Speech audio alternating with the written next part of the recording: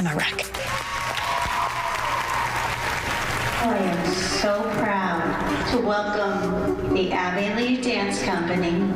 Hey guys, welcome back to another Dance Coach Reacts. I have been re-watching Abby's Ultimate Dance Competition. If you have the Roku app or whatever, they have a Dance Moms channel that has been playing non-stop Dance Moms, like seasons 1 to season 8. It's been playing Abby Lee's Studio Rescue, Abby Lee's Ultimate Dance Competition, Raising Asia, and I'm just like, yes, baby, let's live in that 2014 moment.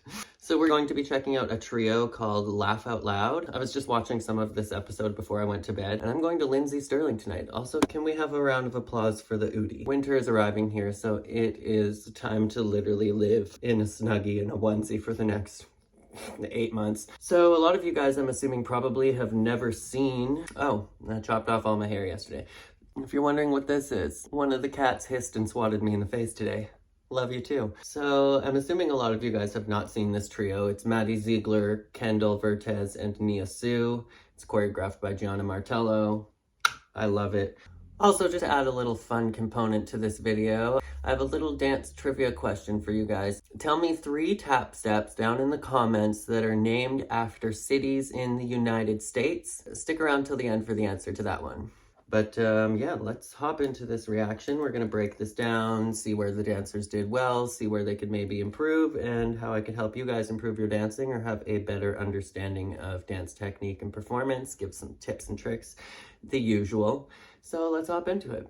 I know that you're an actor, so act like a stand-up guy would. The Abby Lee Dance Company, Nia, Kendall, and Maddie in Laugh Out Loud. Okay, I don't know if you guys have watched Abby's Studio Rescue. I hadn't watched it in a hot minute. I remember watching it when it first aired like 10 years ago or whatever, but this lady is a fucking wackadoodle. Choreographed by Gianna. Enjoy. I'm putting my dancers in the showcase because Debbie students need kids they can look up to. You always need to be striving for something better. Like this girl, I have no idea how she runs the dance studio. She doesn't know anything about dance. She doesn't seem to know anything about technique. She doesn't know terminology. She can't spell the dance words. Her studio is a hot mess. I really don't get it.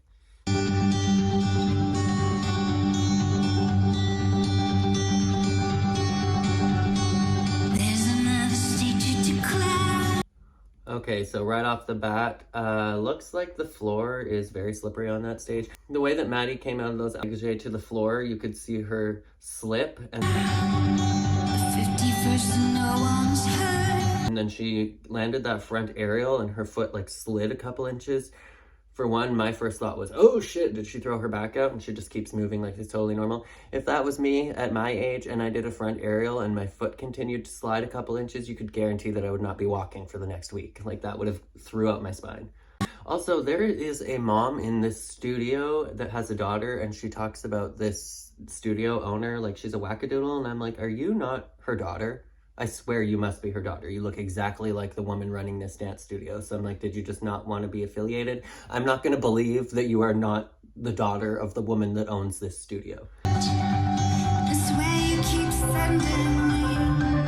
Nice. Great straddle leap, Nia. Nia is slaying in this number. I'm assuming that this was filmed during the summer when they had time off from filming Dance Moms, so they were probably training intensely all summer long. And it's nice to see an actual trio with these 3.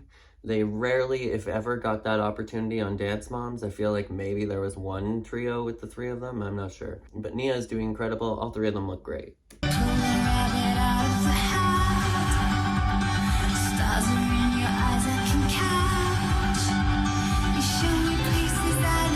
Excellent turns, Kendall. That was amazing. Perfect control in those compass turns. Great alisacones.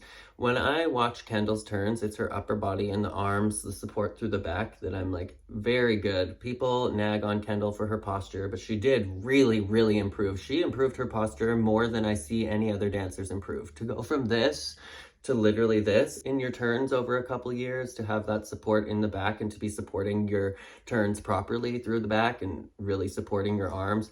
Great job. I saw so much improvement in her But the turns are great. The arms are completely even. People will argue with me, but I think Kendall was one of the best turners that was ever on this team. That being said, coming out of the turns, make sure that you really stick it on that supporting leg so that you're not bobbling out of the turns. And you can even try humming, keep a smile on your face, or whatever faces you're going to serve during your turns. But if you try keeping a hum, then you'll lose some of that tension, because Kendall has this like deer in headlights face a lot of the time in her turns. And you're gonna really pay attention to the face when you have a look like that on your face, which really takes away from these incredible turns.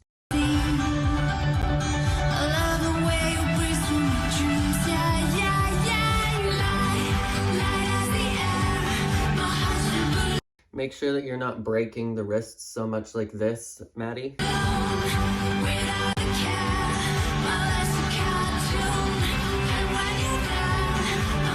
Nia, really work that releve, especially in any moves where we're going to be looking at your feet and we're going to be expecting a nice, strong, stuck PK into the floor. Make sure that you're really working that releve. And make sure that when you do this to the audience, it's not like... Have some intention behind the move, girl.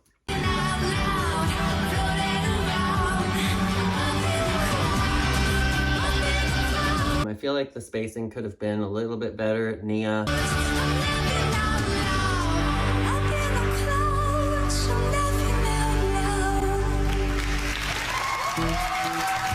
Wow, that was such a pretty trio. They were totally in sync the entire time. Abby's dancers were the best of the best, the top of the line, and I'm a wreck. Make sure that you're using your spatial awareness and that you're keeping an equal proximity from your lead dancer, because I'm sure that this was not spaced out the way that I'm seeing on screen right here.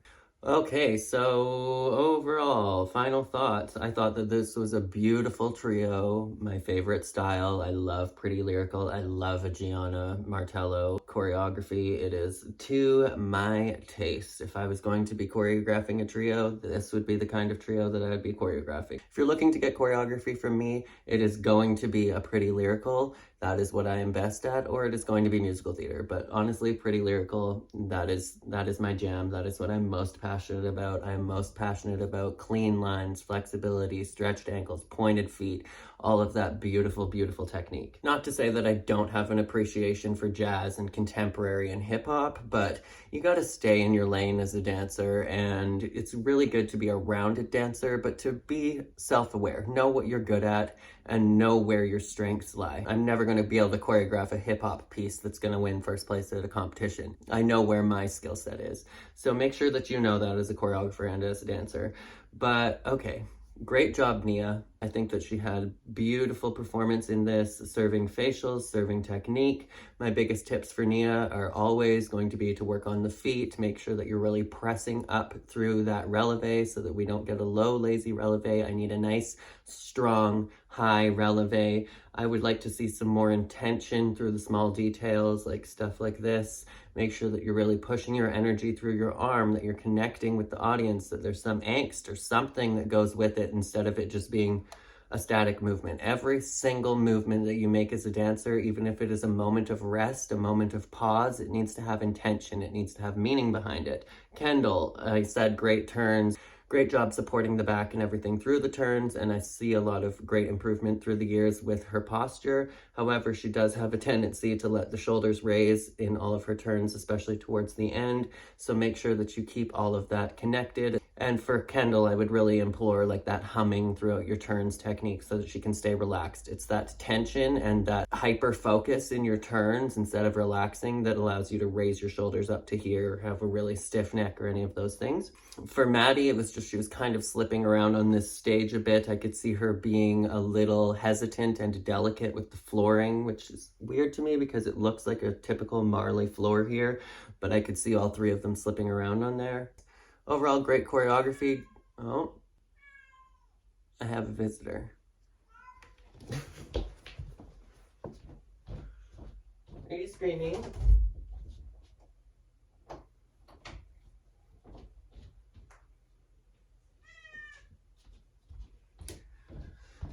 Somebody's screaming and wanted to say hi. This is Tabby. So overall, great performance from all three ladies. Nice, strong technique, I would say. Overall, this wasn't a competition piece, so it was more about entertaining the audience and putting your best foot forward. And I think that they did an incredible job. I think that they definitely set the bar high to inspire those kids at this ratchet studio that they were performing at for this episode. And I really hated these costumes. I would like to see a cohesive costume on stage. These costumes, the colors and everything were just clashy and kind of an eyesore, so I was not a big fan. Love the bun though. Overall, I thought that they did an incredible job though. Let me know what you guys thought down in the comments below. If you have any other dances that you would like me to react to, definitely let me know as well. I was thinking of reacting to that dance where Maddie and Bryn were performing a duet and then the music cut off from Dance Moms.